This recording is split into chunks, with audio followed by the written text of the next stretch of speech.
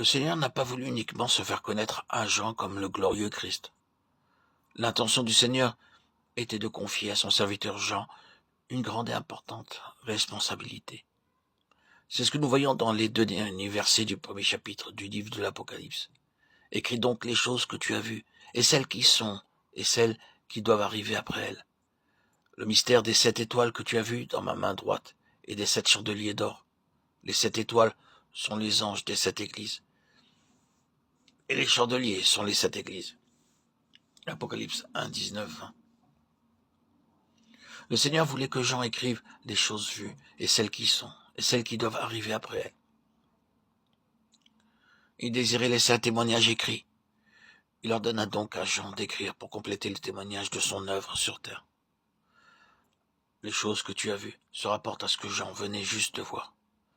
La vision du glorieux Christ. Les choses qui sont se réfèrent aux choses toujours présentes, qui englobent la période de l'Église. Car le Seigneur plus loin déclare que les 7 étoiles sont les 7 anges des 7 églises, et les 7 chandeliers sont les 7 églises. Le verbe être, en grec, est au présent. Il en est de même pour le verbe du verset 19. Les choses qui sont fait allusion aux choses de l'Église.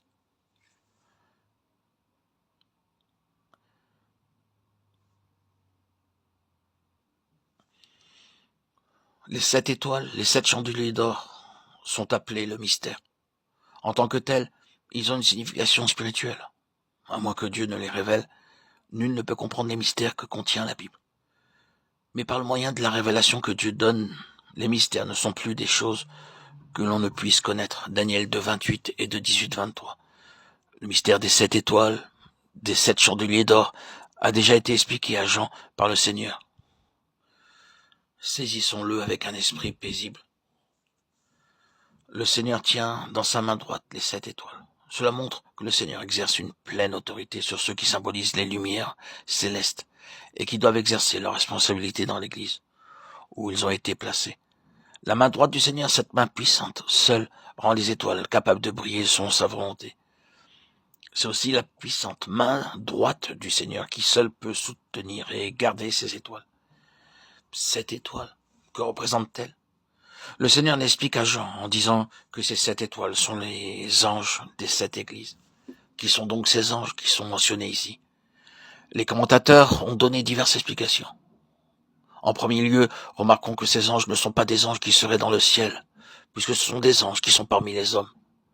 Jean écrit aux anges des 7 églises. S'il en est ainsi, alors il est donc évident que Jean n'écrit pas aux anges dans le ciel.